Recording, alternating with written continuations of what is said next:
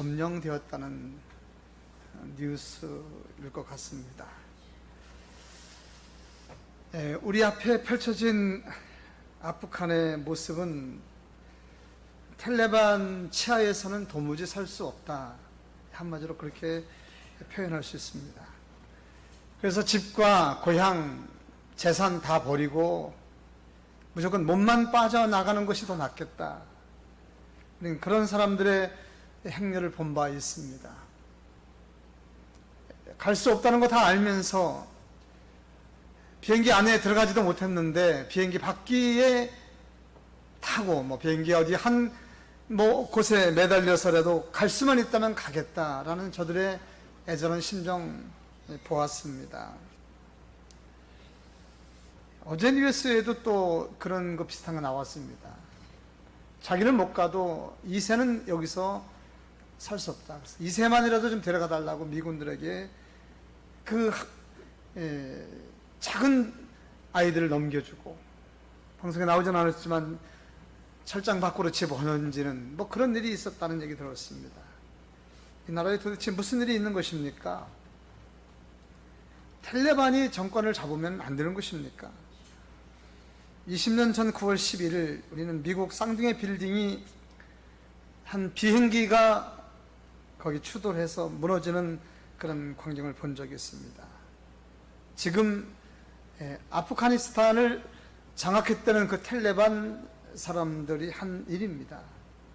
미국은 바로 저들과의 전쟁을 선포하고 미군을 파견하고 수백조의 돈을 투자해서 저들의 지도자를 죽이는데 목표를 달성했습니다. 우리가 잘 알고 있는 빈 라덴을 제거했고 또 미국이 세운 새로운 대통령을 세웠습니다. 그랬는데도 그러고 나니까 지지 기반을 잃었던 저 텔레반 사람들이 꼬리를 내리고 미국의 정책에 순종하겠다고 하고, 아프간의 군인들이 30만 명이고 저 텔레반 사람들, 테러인 저 사람들은 7만 명밖에 안 된답니다. 저 사람들의 마음속에 그 어마어마한 악한 마음, 꼬리를 내리고 미국의 또 아프간 정권에 순응하겠다고는 했지만은 발톱만 감추고 있었을 뿐, 그러다가 3개월 전에 바이든 대통령이 미군을 철수하겠다는 그런 계획과 함께 미군이 철수된 3개월이 지난 딱 이 시간은 20년 전으로 돌아갔다, 이제 그렇게 보는 겁니다. 이 아프간 사건이 우리에게 주는 충격은 보통이 아닙니다. 대단합니다. 왜 그렇습니까? 우리나라 상황과 너무 같다는 거죠. 우리나라 상황과 너무 같다는 겁니다. 그래서 우리나라 사람들이 많은 충격을 받고 여기저기서 탄성을 지르고 울고 하는 사람도 없잖아 있었습니다. 이것을 보고 앞으로도 계속 불안해하는 사람들 적지 않습니다. 그래서 아프간의 사건이 우리와 어떤 관계가 있는지, 우리나라의 미군이 주둔하고 있는데 그 미군들은 정말 철수가 되는 것인지 이런 것들 때문에 두려워하는 사람들 있습니다. 그래서 미국 정부에 물어봤더니 한국에서 미군을 철수할 계획은 없다. 그러니 너무 걱정하지 말라, 이제 그런 뜻입니다. 여러분, 이 땅에서 일어나고 있는 일 중에 전쟁만큼 무섭고 큰 재앙은 없습니다. 코로나도 무섭습니다. 그래서 우리가 전쟁이라고 표현을 하는 것이죠. 성경에 수없이 많은 전쟁 이야기들이 기록이 되고 있습니다. 전쟁으로 사람이 죽고 땅이 폐허가 되고 살아남은 백성들은 고통을 당하는 이 엄청난 이야기가 성경에도 기록되고 있습니다. 그때 성경에 기록되고 있는 그 전쟁의 이야기들은 우리가 알고 있는 그 전쟁과 같습니다. 실제입니다. 나라들이 쳐들어왔고 나라들이 무엇인가 뺏어갔고 거기서 누군가가 고통을 당했습니다. 그때 무기를 사용했고 그 무기들이 우리는 무엇인지도 다 알고 있습니다. 그런데 성경에는 우리가 좀 이해할 수 없는 그런 전쟁 이야기도 있습니다. 뭐 별들의 전쟁 같은 뭐 그런 얘기죠. 소설이나 동화에서 볼 수 있는 그런 것들. 분명히 적이 쳐들어오긴 쳐들어왔는데 아침에 일어나서 보니까 적이 다 죽어 있습니다. 또 적이 쳐들어와서 그들과 싸우려고 지금 준비하고 나가고 있는데 다 도망가 있습니다. 이건 도대체가 무슨 전쟁인지 모르겠습니다. 그러나 실제로 그런 일이 성경에 기록되고 있습니다. 오늘 본문에도 한 전쟁, 저는 전쟁이라고 표현하고 싶습니다. 전쟁과 같은 3년이 넘는 긴 전쟁과 같은 이야기가 오늘 본문에 기록되고 있습니다. 전쟁하면 그것이 내전이든지 외전이든지 누군가가 쳐들어와 있고 뭐 누군가가 공격을 하고 그러는 것 같은데 오늘 전쟁은 조금 다른 모습입니다. 누가 쳐들어온 것도 없고 그렇다고 내전 누군가가 반란을 일으켜서 뭐 왕을 몰아내고 무슨 나라 안에서 일이 있는 것도 아닌데 여기저기서 사람이 죽어가고 있고 여기저기에 폐허가 되고 있으니 이거 어떻게 전쟁이라고 표현 안 할 수 있습니까? 시간이 되면 될수록 이 나라가 점점 쑥대밭이 되어가고 있습니다. 땅에 풀 한 폭이 찾아보기 어렵습니다. 그래서 현재는 먹을 것을 비축해 둔 사람들만 살아남고 있는 그런 상태입니다. 성경의 표현들을 모아서 보면은 어떤 집에는 한 번 음식 해 먹을 그 밀가루 한 줌밖에 없다는 겁니다. 이거 먹으면은 너하고 나하고 우리 식구가 다 죽겠다. 뭐 이런 표현도 나와 있고 또 어떤 사람들은 굴에 숨어 있는 그런 얘기 있는데 굴에 숨어 있을 때 누군가가 먹을 것을 계속 공급했다는 이런 얘기도 나와 있고 또 어떤 사람은 뭐 새들이 먹을 것을 모르다 주었답니다. 이게 뭐 전쟁이 아니고 뭐겠습니까? 지금 이 나라에 무슨 일이 있는 것입니까? 3년이 넘도록 그 땅에 비 한 방울, 이슬 한 방울 내리지 않고 있는 이 일이 이 나라에서 벌어진 겁니다.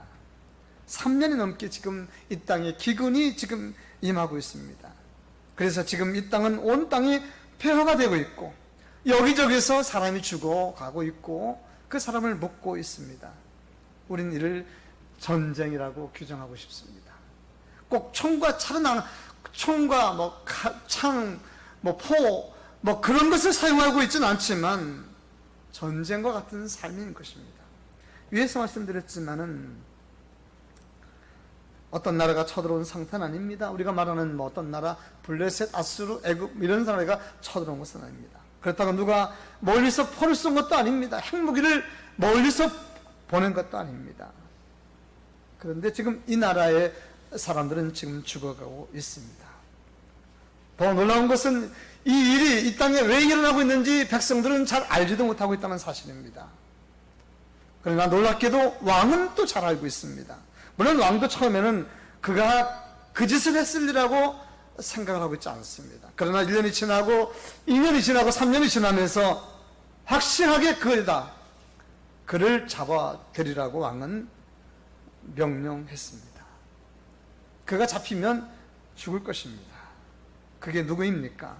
17장에 나와 있는 1절입니다. 길라앗에 오고 하는 자 중에 집셋의 사람 엘리야가 아합에게 말하되 내가 섬기는 이스라엘 하나님 여호와께서 살아계심을 두고 맹세하노니 내 말이 없으면 수년 동안 비도 이슬도 있지 아니하리라. 엘리야가 전에 그런 말을 했단 말입니다. 내가 섬기는 이스라엘 하나님 여호와께 살아계심을 두고 맹세하노니 내 말이 없으면 이 땅에 비도 이슬도 없다.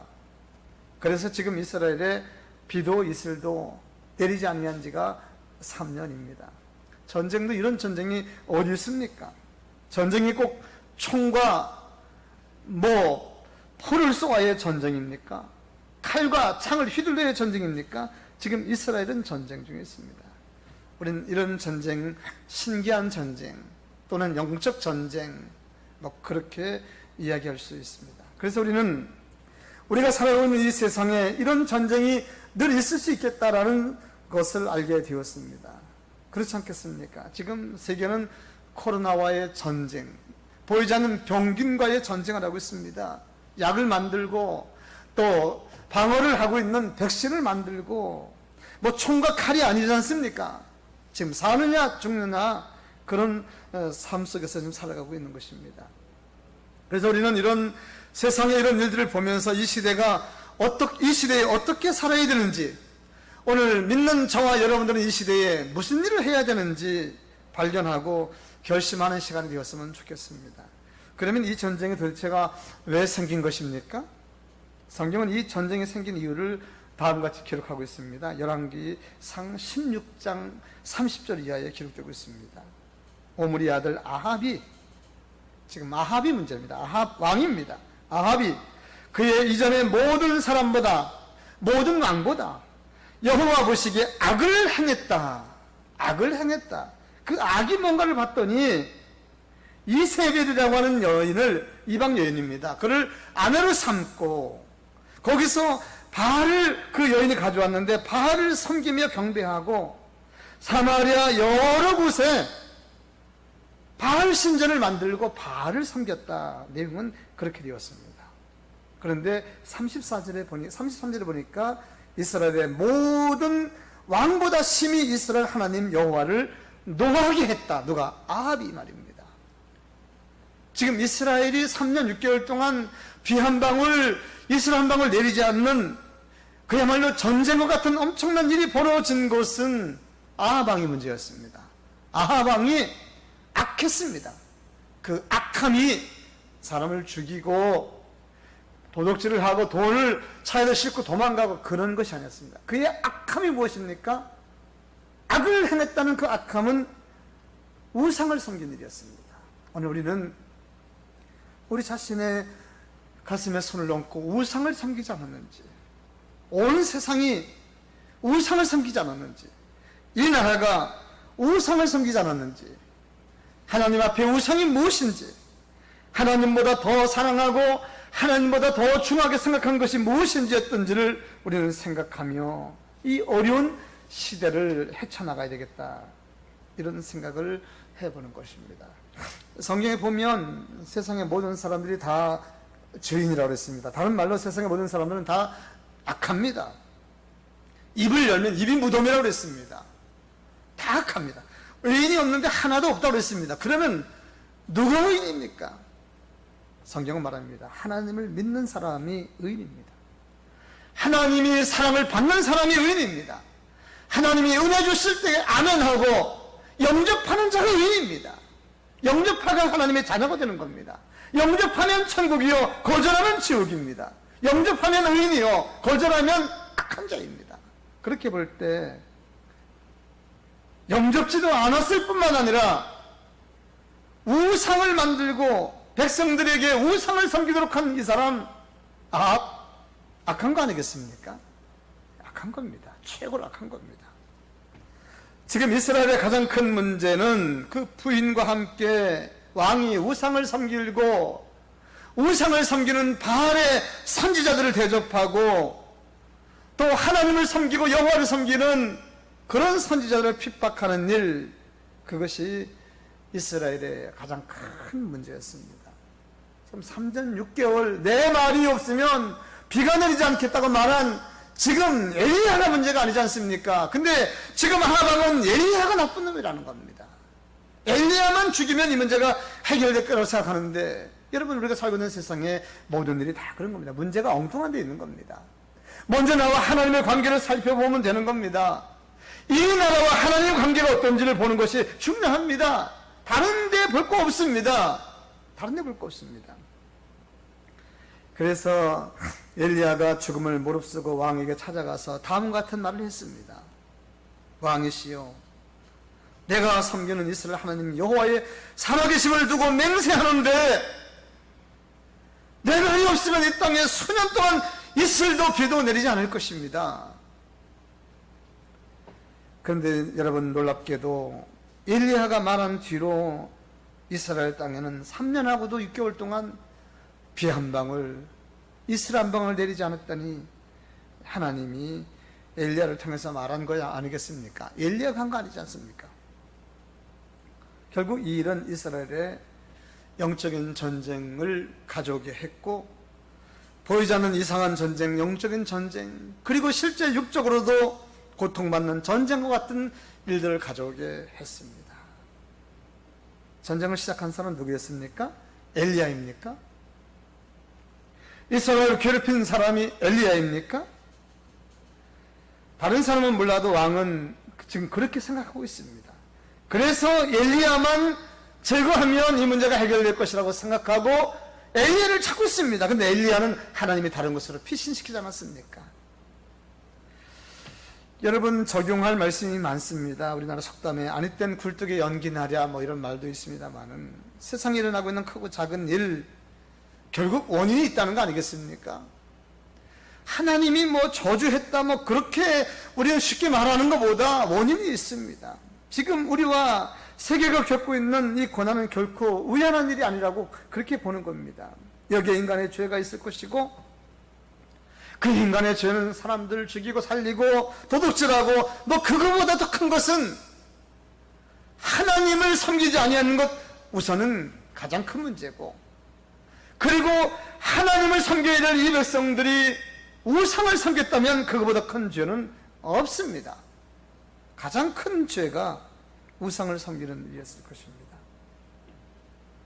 거기에 하나님의 무관심과 그 하나님의 무관심은 심판으로 나타났을 것입니다. 그런 의미에서 아프가니스탄을 괴롭히고 저들을 무자비하게 짓밟는 그런 탈레반의 조직들, 하나님을 믿는 사람들이 아닐 것입니다. 그래서 그들은 하나님의 심판을 받을 것인데, 하나님의 심판은 그들에게 유황불을 쏟아 붓는 것이 심판이 아니라 내버려두는 것입니다. 하나님의 탈레반을 내버려두면 저들은 심판인 겁니다. 근데 그 심판의 여파가 주변에게 계속 있는 겁니다. 저들에게 심판은 무엇입니까? 자기들이 세상을 괴롭히고 테러, 세계에 정말 상상할 수 없는 엄청난 테러를 일으키면서도 마음에 가책이 없습니다. 무서움과 두려움도 없습니다. 잘한다고 생각하고 있습니다. 악한 마귀가 점령해서 그런 겁니다. 문제는 그 속에서 쉼없이 고통을 당하고 있는 아프가니스탄의 백성들일 텐데, 이거 어떻게 해석해야 되느냐 말입니다. 혹시 누가 저들에게 복음을 전해서 저들이 복음을 받아들였다 한다면, 그래서 하나님의 백성이 되었다 한다면 참 그것이 하나님의 은혜이다, 그렇게밖에는 설명할 길이 없습니다. 하나님의 은혜가 계속 그에게 있을 것이고, 그에게 복음이 들려진 것이 하나님의 은혜였다 한다면, 그래서 하나님의 백성이 되었다 한다면 하나님의 은혜는 그에게 계속 있을 것이고, 그를 하나님이 계속 인도하실 것이다. 오늘 본문에 하나님 백성들을 어떻게 인도하시는지를 보아서 그렇게 설교할 수 있을 것입니다. 그러나 저들이 복음을 듣지 못해서 하나님을 믿지 못하고 자이든 타이든 저들이 우상을 섬기며 살았다 한다면 이건 안타깝고 마음 아픈 일이 아닐 수 없다. 저는 그런 설교를 드리는 겁니다. 이것은 지금 우리 모두가 가슴 아파야 해야 될 일이고, 우리는 저들의 구원을 위해서, 그리고 저들을 위해서 저 위험한 곳에 나가서 목숨을 걸고 복음을 전하려고 한 영혼으로 더 살고 한 영혼으로도 더 하나님의 은혜가 있기를 원해서 심수를 애쓰는 선교사님들을 위해서 기도하고 헌신해야 될 것은 오늘 우리가 깨달아야 될 사명이라고 그렇게 설계하는 것입니다. 그러면 이스라엘의 이 어마어마한 전쟁은 도대체 누가 일으키는 겁니까? 아합왕은 엘리야를 지목하고 엘리야를 지금 찾고 있습니다.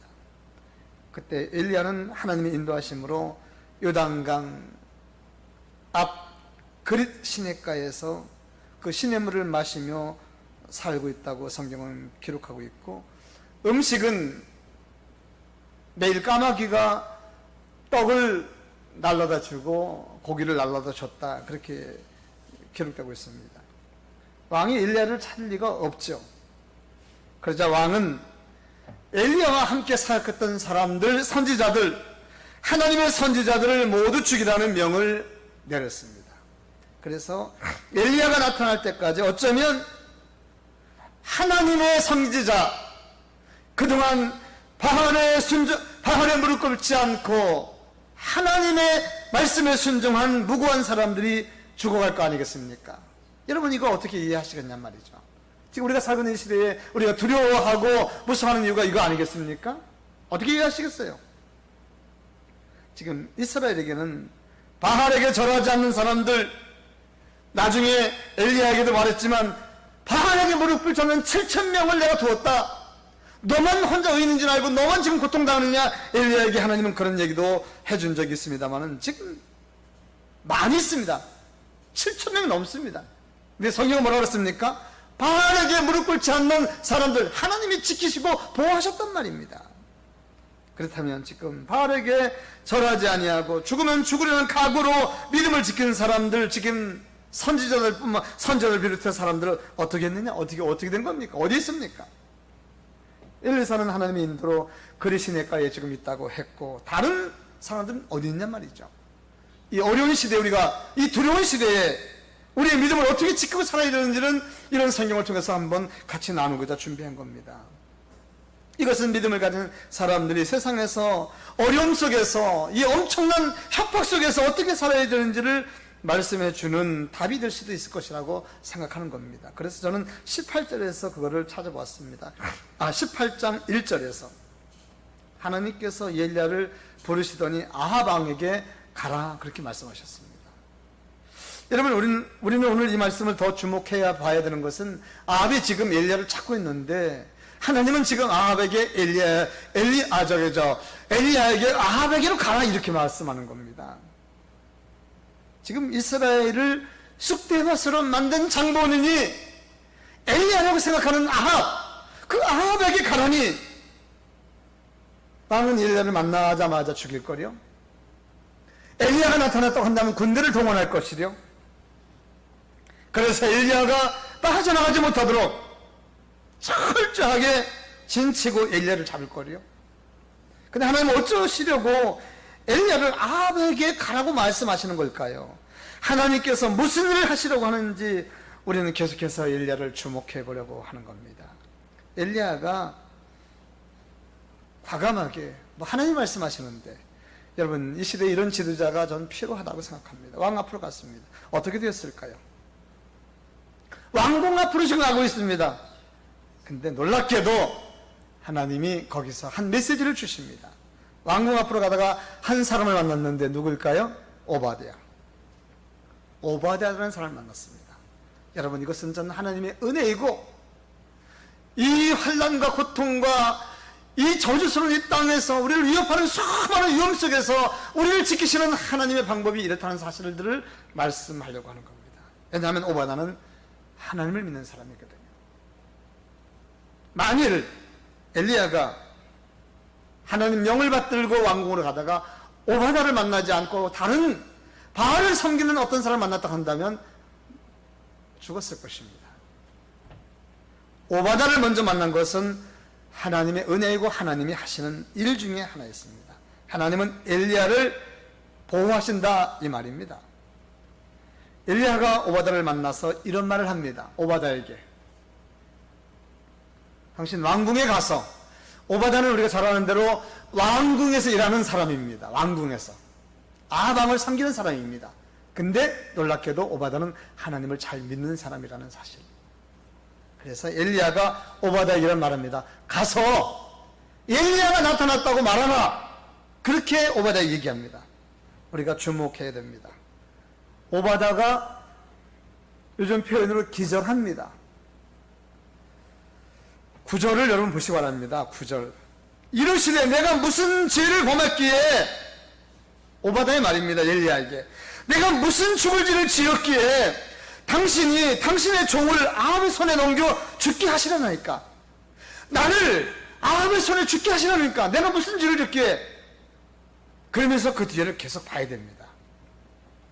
12절입니다. 내가 당신의 말대로 왕에게 가서 엘리야가 나타났다고 하면 그 얘기를 한 뒤에 당신은 없어질 거 아니겠습니까? 이 소리입니다. 떠나간 뒤에 여호와의 영이 당신을 내가 알지 못하는 것으로 인도하면 나는 왕에게 거짓말한 거 아니겠습니까? 그래서 난 죽는다, 이거죠. 이제부터가 중요합니다. 그가 너무 억울하다는 식으로 엘리야에게 말하는 내용이죠. 너무 억울하다. 내가 지금까지 당신 없는 동안 이렇게 살았는데, 18장 13절이죠. 내가 당신이 지금 그리시네가에서 어떻게 살았는지 모르지만 당신이 없는 동안에 3년 6개월 동안 이렇게 살았는데, 그러면서 이렇게 사는 얘기를 오늘 18장 13절에서 얘기합니다. 이세벨이 왕의 부인이죠. 여호와의 선지자들을 죽일 때에 내가 여호와의 선지자 중에서 몇 명을? 150명 나왔어요? 네, 100명을 50명씩 굴에 숨기고 떡과 물로 먹인 일이 내 주에게, 당신에게 들리지 않던가요? 그런 소문 못 들어보셨던가요? 내가 정말 목숨을 걸고 왕궁에서 일하면서 왕궁에 있는 떡과 그 음료수를 몰래 빼다가 하나님의 선지자들 100명을 50명 굴에다가 가돈에 거기다 계속 먹을 것을 주었습니다. 뭐 7,000명 다 얘기할 거 없지 않습니까? 하나님이 바알에게 무릎 꿇지 않는 7,000명 어떻게 보호하셨을까요? 이런 식으로 보호하셨어요. 결코 하나님을 믿는 자들을 저 사지에 함께 버려두시는 하나님이 결코 아니라는 것은 성경 어디에 다 나와 있습니다. 다 나와 있어요, 성경에. 혹시 하나님이 사자굴에 들어가게 한 건 무엇이냐? 불구덩이 속에 들어가게 한 것은 무엇이냐? 버려둔 거 아닙니다.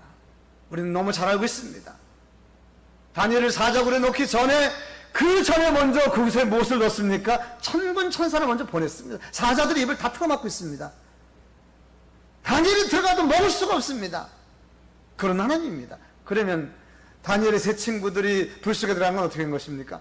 결코 불 속에 그냥 들어가게 버려두시는 하나님이 아십니까? 어떻게 했습니까?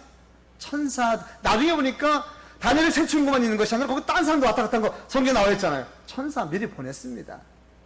그 뜨거운 불 철저하게 막도록 전능하신 하나님은, 물과 불을 만드신 하나님은 하실 수 있습니다. 하나님은 예나 지금이나 앞으로도 우리 믿는 사람을 보호하시되 하나님의 뜻을 이루는 그 사람들을 보호하시되 철저하게 보호하시고 인도하신다고 믿습니다. 우리 성도들에게 그런 믿음과 은혜가 있기를 주의 이름으로 축원드립니다. 그러면 이 기근, 이 전쟁은 도대체가 언제 끝난다는 것입니까? 18장 1절을 다시 한번 보시기 바랍니다. 많은 날이 지나고 제3년에 여호와의 말씀이 엘리야에게 임하여 이르시되 너는 가서 아합에게 보이라. 우리가 강조 안 했던 부분 나오죠. 내가 비를 지면에 내리리라. 하나님이 비를 지면에 내리면 이 3년 6개월의 엄청난 전쟁은 끝나는 겁니다. 비를 지면에 내리리라. 이 비를 지면에 내리시면서 하나님이 하시고자 하는 말씀들이 있고 하나님이 꼭 해야 될 일이 있습니다. 그냥 비 내리지 않습니다. 이거 우리가 주목해야 됩니다. 거기에 지금 엘리야가 쓰임받습니다. 엘리야는 지금 이 일을 하기 위해서 정말 아슬아슬한 과정을 거쳐야 됩니다. 왕에게 지금 당장 나타나야 되죠. 우리가 잘 아는 대로 갈멜산에 전쟁을 해야 되죠. 그냥은 아니지 않습니까? 그리고 나서 전쟁 끝나고 나서 엘리야가 이제 하나님께 기도할 것인데 아합이 가려고 합니다. 그랬더니 엘리야가 왕이시여 좀 기다리십시오. 저쪽에 구름만한 지금 저기 손바닥만한 구름이 지금 오고 있습니다. 좀 기다리세요. 지금 아합이 엘리야에게 진 거 아니겠습니까? 전쟁에서. 그 사실 지금은 850명이 엘리야를 통해서 다 죽었고 지금 아주 비참하게 처참하게 지금 아합 왕이 정말 자존심 상하게 돌아가려고 하는데 엘리야는 지금 무릎 꿇고 하나님께 기도하고 있는 거 아니겠습니까? 하나님께서 비를 주신다는 말씀을 믿고, 그리고 아합이 가려니까 왕이시여 가지 마십시오. 비가 온다. 그것이 지금 열왕기에 계속 잘 나와 있는 것입니다. 오바다의 말을 들은 아합이 엘리야를 지금 만나려고 나가고 있습니다. 엘리야 때문에 나라가 이 지경이 되었다고 생각한 아합, 신기합니다. 어떻게 순수하게, 혹시 뒤에 칼 품지 않았을까? 텔라반처럼 생각할 수 있는 그런 상황입니다. 군대를 동원해서 이미 엘리야가 나타날 땐 된다. 엘리야가 알지 못하도록 엘리야를 포위하라고 얘기했을 수도 있을 것입니다. 그런데 왕이 스스로 엘리야를 만나기 위해서 나가는 이 모습은 그냥 사람이 하는 모습은 아닙니다. 하나님이 철저하게 그의 완악함을 붙드시고 또 여기서 철저하게 하나님이 엘리야를 보호하시는 방편이 있습니다. 그 방편이 뭔지 아십니까? 그것도 바로 열왕기상 18장 1절입니다. 내가 비를 지면에 내리리라. 이거는 하나님이 엘리야를 보호하는 무기와 같은 메시지입니다. 저는 이 메시지 통해서 느끼는 것도 많습니다. 즉 하나님이 엘리야를 통해서 지면에 비를 내리신다라는 이 메시지, 엘리야가 이 메시지를 안 가지고 나타나면 엘리야는 죽습니다. 생각해 보십시오. 이 땅에 지면에 비를 내린다, 비가 올 것이라는 메시지를 안 가지고선 왕에게 나타나십시오. 죽죠. 근데 비를 내린다라는 메시지를 가지고 왔기 때문에 왕은 그를 죽일 수 없습니다. 지금 이 땅에 비가 와야 되기 때문에. 느끼시는 거 없습니까? 우리에게도 엘리야가 가지고 있는 메시지와 같은 엄청난 메시지가 있다는 것, 나를 통해서 예수를 소개하는 것, 이거 예수 믿으면 구원받고 예수 안 믿으면 지옥 간다는 이 엄청난 영적인 무기가 우리에게도 있잖아요. 죄를 위해서 죽어갈 수밖에 없고, 병들어 죽을 수밖에 없고, 사랑의 길이 없는데 우리에게 길이 있다고 하는 이 엄청난 메시지를 들고 왔을 때 사람 우리를 함부로 하겠습니까? 우리에게 함부로 하지 못합니다. 우리를 무서운 사람으로 할 것입니다. 하나님께서 모세를 애굽에 보낼 때 애굽의 왕이 모세를 두렵고 무서운 존재로 알게 하게 한다고 성경에 나와 있어요. 하나님이 우리를 그런 존재로 만들어주셨습니다. 그러면 우리는 그냥 약한 자가 아닙니다. 강한 자입니다. 왕 앞에 나가서 말할 수 있는 존재이고, 우리에게 천국을 소개할 수 있는 강력한 무기가, 복음의 무기가 우리에게 있습니다. 그래서 우리를 하려고 하는 음모를 꾸미고 죽이려고 하는 악한 마귀 사단의 그런 그릇들 존재들은 다 두려워서 도망갈 것입니다. 아합 왕이 엘리야를 죽일 수 없는 것은 비를 내린다고 하는 엄청난 영적인 무기를 가지고 있었기 때문입니다. 왕이 엘리야를 만났습니다. 무슨 일이 있었을까요? 왕은 엘리야를 보자마자 이런 말을 합니다. 내가 이스라엘을 괴롭힌 자구나. 이스라엘을 괴롭힌 자가 너냐? 오늘 이제 본문으로 들어왔습니다. 그러자 엘리야도 왕에게 당당하게 말합니다. 이스라엘을 괴롭힌 자는 제가 아니라 당신과 당신의 아버지입니다. 오늘 본문에 아주 당당하게 그렇게 말합니다. 이는 여호와의 명을 버렸고 당신이 바알들을 따랐습니다. 왕이 궁금 행령을 하고 당신은 무슨 죄를 짓고 그런 걸 얘기하지 않지 않습니까? 여호와의 명령을 버렸고 우상을 섬겼다, 이 얘기를 하는 겁니다. 왕은 엘리야가 나쁜 사람이라고 얘기하고 엘리야는 왕이라고, 왕이 이스라엘 괴롭힌 자라고 그렇게 서로 말하고 있습니다. 누가 이스라엘 괴롭힌 자입니까? 여러분들 객관적으로 판단하십시오. 누가 이스라엘 괴롭혔습니까? 왕이 이스라엘 괴롭혔지 않았습니까? 이스라엘에게 괴로운 일을 한 것은 3년 6개월 동안 기근이 있게 한 일인데 이스라엘을 괴롭힌 자는 아합 왕입니다. 우리는 이 일의 결론에 대해서 이미 잘 알고 있습니다. 때문에 오늘 여기서 우리가 느껴야 될 일입니다. 지금 우리는 세계 역사 이래로 경험하지 못했던 엄청난 고난의 긴 터널을 가고 있는 중입니다. 빨리 종식될 것 같았는데 빨리 종식되지도 않고 또 다시 변이하면서 그야말로 산 넘어 산이라는 말이 여기에 적용될 만큼 어려운 삶을 살고 있습니다. 이제 앞으로 이런 일들이 1년, 2년 더 간다 한다면 어떤 일이 생길지 모르는 겁니다. 3년 6개월, 우리 3년 6개월, 벌써 2년, 우리나라도 2년입니다. 3년 6개월 예상되지 않겠습니까? 지금 누가 우리를 이렇게 괴롭히는 겁니까? 누가 온 세상에 이런 괴로움을 주는 것입니까? 혹 세계 어디에 숨어있는 엘리야 같은 사람이 내 말이 없으면 이 땅에 코로나19가 사라지지 아니하리라, 그렇게 말하는 것입니까? 누가? 도대체 어디에 문제가 있습니까? 이 땅에 괴로움이 오는 이유가 우리는 성경을 통해서 어떻게 보았습니까?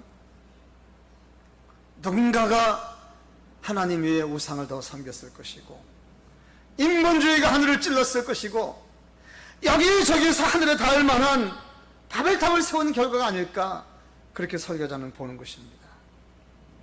하나님을 대항하고 하나님처럼 되려고 하고 하나님을 무시한 그런 일들이 온 세상에서 하늘로 뻗친 일이 아닌가, 그렇게 판단해 보는 겁니다. 그러면 어떻게 이 괴로움을 없앨 수 있습니까? 사람들은 이 괴로움을 없애기 위해서 청결해야 된다고 얘기하고, 하루에 10번 100번 손 씻고 방역수칙 잘 지켜야 된다고 하며 철저하게 수칙을 지키는데, 그러면 우리에게 괴로움이 없어지는 것입니까? 저는 하나님의 은혜 밖에는 없다고 생각합니다. 하나님의 은혜가 있으면 불구덩이 속에서 살고, 하나님의 은혜가 있으면 사자굴에서도 살고, 하나님의 은혜가 있으면 아무리 전쟁과 기근 속에서도 산다고 믿는 것이 제 믿음입니다.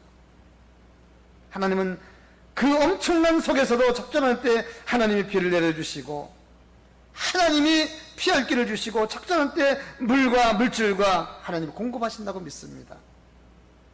하나님이 질병을 물리쳐 주셔야 되는 것이고, 하나님이 엄청난 코로나를 막아주셔야 되는 것입니다.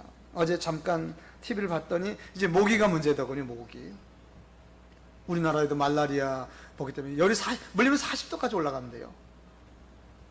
어마어마합니다. 그래서 이 모기를 퇴치하기 위해서 전문가들이 모기를 변형시켜서 나가서 변형시켜서 보낸다고 합니다. 근데 환경단체자들이 이것도 걱정합니다. 변형시킨 모기가 또 다른 변형을 일으키고 감당하겠습니까, 인간이? 모기 한 마리 가지고, 바이러스 균 가지고 지금 짤짤쩔쩔 내고 있는 거 아니겠습니까? 하나님의 은혜가 필요한 줄로 믿습니다.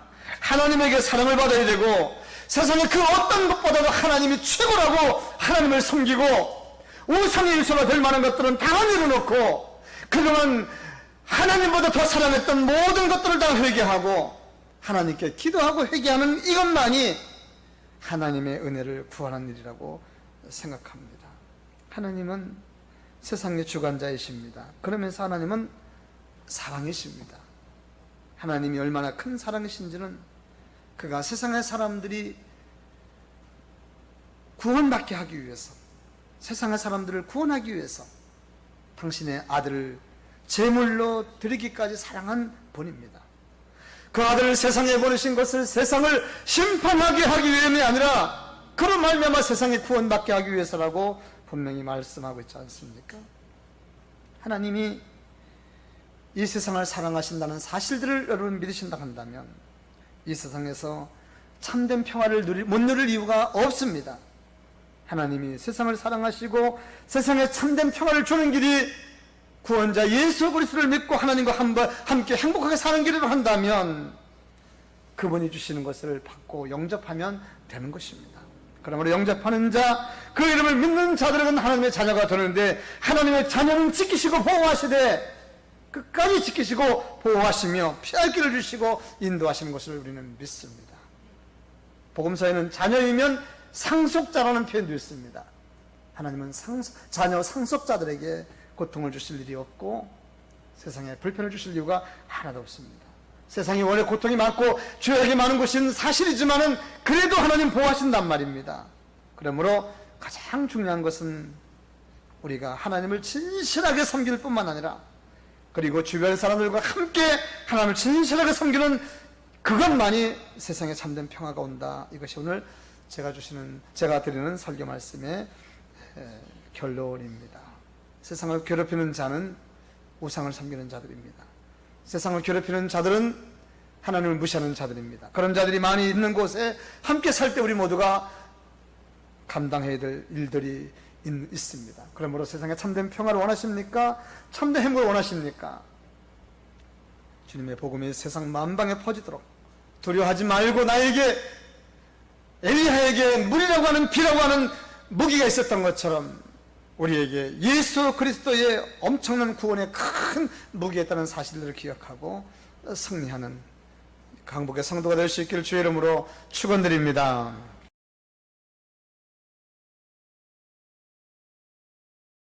생각하시면서 우리 잠깐 결단 기도하겠습니다. 우리가 지금 살고 있는 세상, 지금 어려운 세상입니다.